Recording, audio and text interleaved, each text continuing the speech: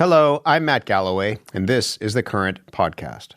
A teenager in British Columbia is in critical condition after testing positive for bird flu caused by the H5N1 strain of avian influenza. It is believed to be the first human case of bird flu contracted in Canada. How the teen got infected still is unknown, but like any health crisis, job number one is containment. There are extensive and thorough investigations that need to be done to determine, one, if anybody else is sick. And so that has been our priority, to make sure that people who have been in contact with this young person during their infectious period are assessed, are tested, and all of the people who've been in contact either at home or in the hospital are notified. That's BC's Provincial Health Officer, Dr. Bonnie Henry. She says it's likely the infection came from exposure to a sick animal or something in the environment. And while this remains the only reported case in Canada, there are approximately 46 active cases in the United States. Helen Branswell is a senior writer at the online health and science publication STAT, covering infectious diseases and global health. Helen, good morning. Hi, Matt. We'll get to the BC case in a moment, but just broadly, start with the basics, if you would, the bird flu basics. What exactly is this virus? Oh, okay. So this is a virus that nature designed to infect birds. It is found in wild waterfowl, typically, ducks and those kinds of things. And it occasionally can spill over into poultry. And when it does, it can be lethal. H5N1 is a virus that causes severe illness in poultry. In fact, they either die or have to be put down. This version of H5N1 has been detected since 1996. Over that period of roughly 30 years, there have been occasional human infections across the world, somewhere around 950 now. And about half of those infections have been fatal. So it's a virus that people who are on the lookout for pandemic threats watch very, very closely. What do we know about how it's transmitted, both from bird to bird, but also, to your point, jumping to other species? So in birds, it infects their guts, and birds get it by drinking water in a pond that has, another duck has pooped in, and that's the way it goes. And the same would be true about poultry, but occasionally when it gets into other species, either because a mammal, like a scavenger mammal, like a marten or a raccoon or something, might eat an infected bird and acquire it that way. Or, your listeners might have remembered hearing last year about whales and seals off the coast of South America, dying from this infection, probably the same route of infection. In people, when people contract it, it's typically cullers, people who work, putting down infected chickens, or in the United States now, this virus is spreading in dairy cattle, and people who work on dairy farms have been getting infected, probably through contact with infected milk. Let's talk about this teen in British Columbia. What do we know thus far? I mean, we heard a little bit from Dr. Bonnie Henry, but broadly, what do we know so far? Well, so the teen was infected, and they have no good explanation yet for how this child came in contact with the virus. Didn't live on a farm, didn't have contact with poultry, and as far as Canada knows, this virus is not in dairy cattle in Canada. In fact, the virus that was isolated from this teen is not the version of the virus that's circulating in cattle in the United States. So that would suggest that's probably, not a source. They are looking very hard. The teen did have some contact with domestic animals, dogs, cats, reptiles, but none of them tested positive. So they're still searching. And, Dr. Henry suggests that there's a possibility they will not be able to find the source of the infection in this child. That said, they've been, as you said in your intro, they've been following very closely the people around the teen, people who were in contact with him or her during their infectious period, and looking for illness there, and to date have found no evidence that anyone else is sick, which is good news. Why does it matter that this, again, there was research that was done here in Canada to figure out the strain of the virus. Why does it matter that it is not the version of H5N1 that is being found in cows in the United States? It only matters to a degree. Canada doesn't believe that the cow version of the virus is in cattle in Canada, and if this had been that version, that belief would have to have been questioned. But this child still was infected with H5N1. The child is very sick. H5N1 is a virus that people don't want to see in people. Scientists don't want to see in people because it's because most of us have no immunity to it, and that makes it dangerous to humans. So it's only good news in some ways, but really not, in the ways that matter. People shouldn't be catching H5N1, and the fact that the source of the infection can't be determined or hasn't been determined is a bit unsettling. The question and the unsettling part is that the concern is this could be not the beginning of something, but the beginning of the beginning of something. And in a piece that you wrote for STAT, you're talking about what Dr. Bonnie Henry said at her media conference yesterday, but also speaking with a friend of ours, Dr. Alison McGeer, who's an infectious diseases consultant in Toronto at Sinai Health. What did Alison McGeer say about those concerns that, again, this could be the beginning of something? Right. So, there are one-off cases that there are never explanations for. In fact, in the United States recently, there was a person in Missouri who tested positive, no contact with any poultry or cattle. And they're probably never going to be able to figure out how that person got sick, but there is no evident ongoing spread.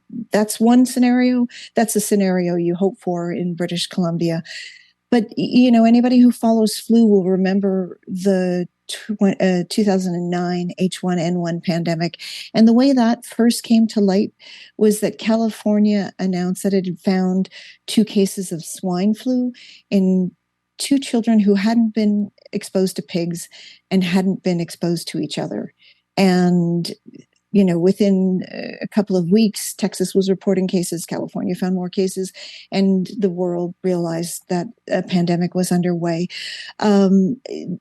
What Alison said yesterday was that, effectively that every day that passes where British Columbia does not find an additional case is a good day. This, we're getting further and further out from when this child was infectious and in the community and in a position to infect other people if that was going to happen. And so the longer it goes without more cases, the more hopeful one might feel that this is just going to be a one-off. How worried are you that it won't be a one-off? Again, and the concern is that this could be the door opening to something else. We have just lived through something. Some people are still living through that thing, which is a global pandemic. How worried are you about that?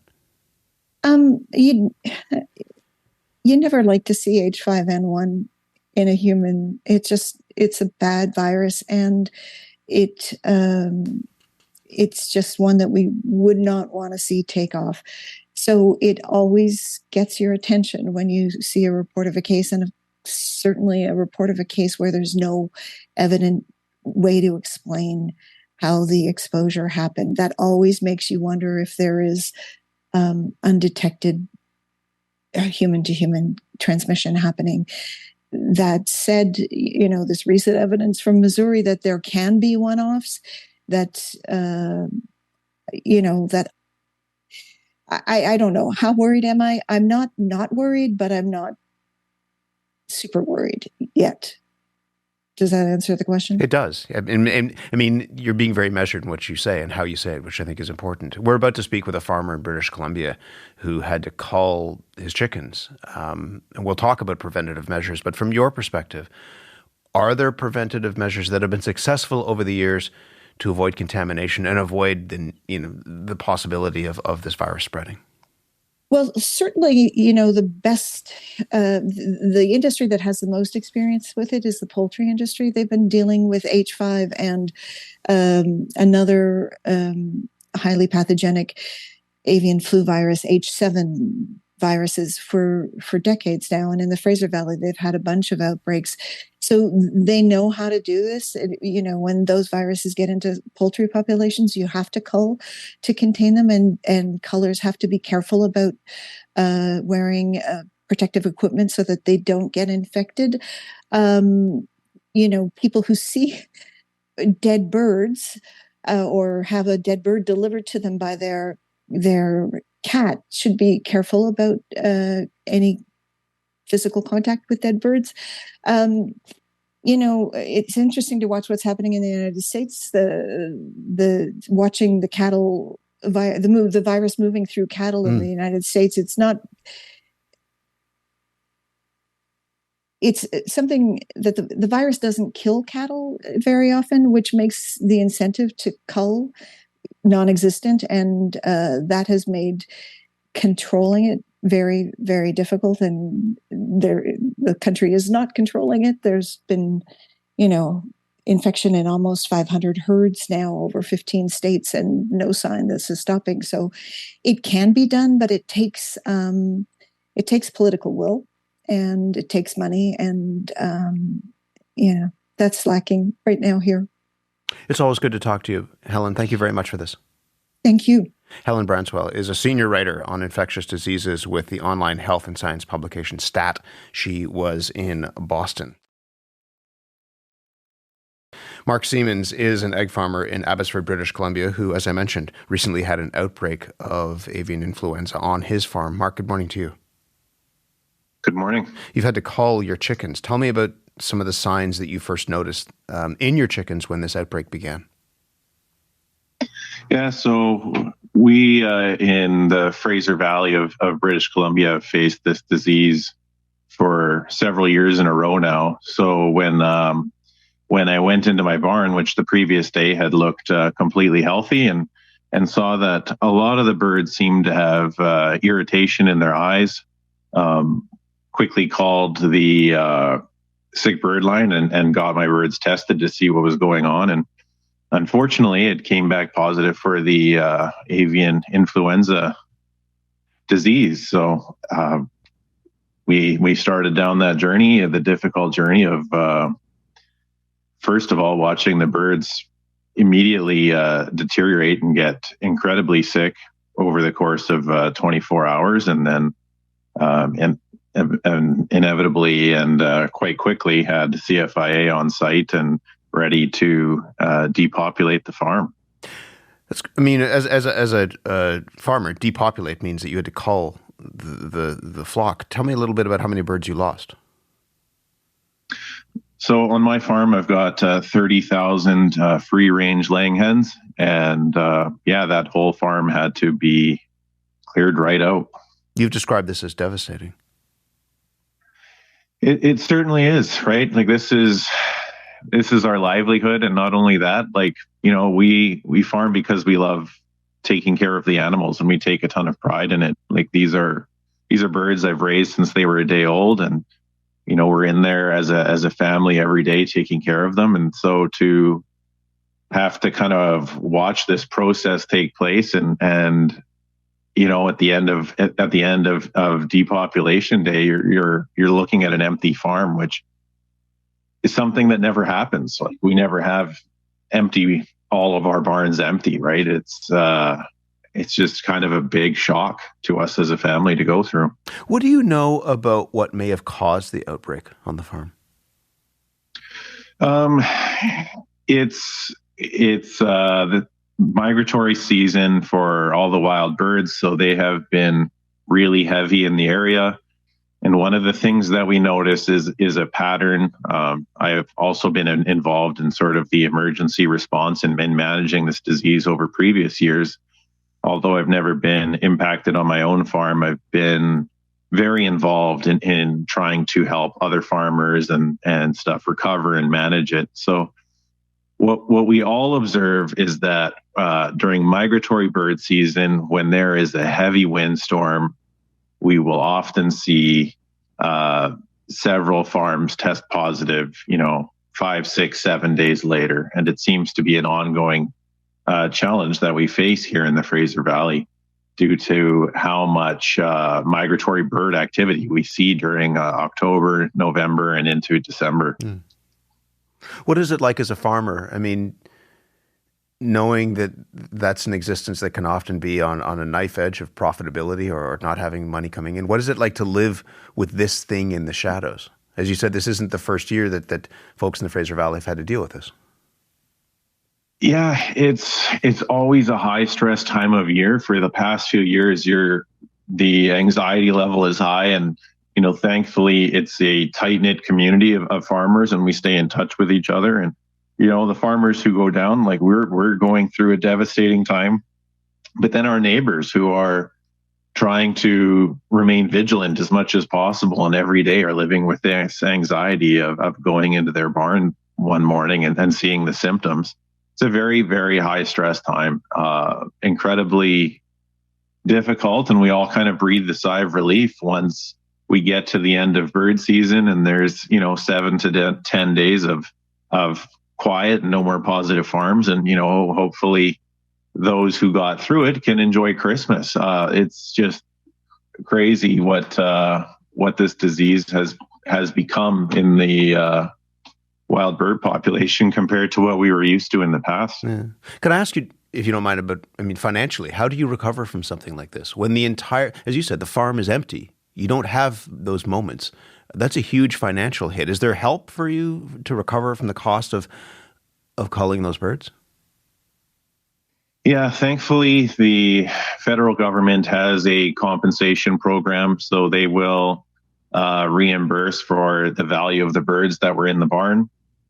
It's still a gigantic hit as we are left covering all of the cleaning and disinfection fees, and you still have no income for however long it takes for you to get started. So it's still a huge hit, but thankfully that compensation keeps us going. And most of us have a good relationship with our financial institutions who have watched other farmers go through it. And so typically they will also assist the farmers by, going down to an interest-only payment or something like that as needed. Mm.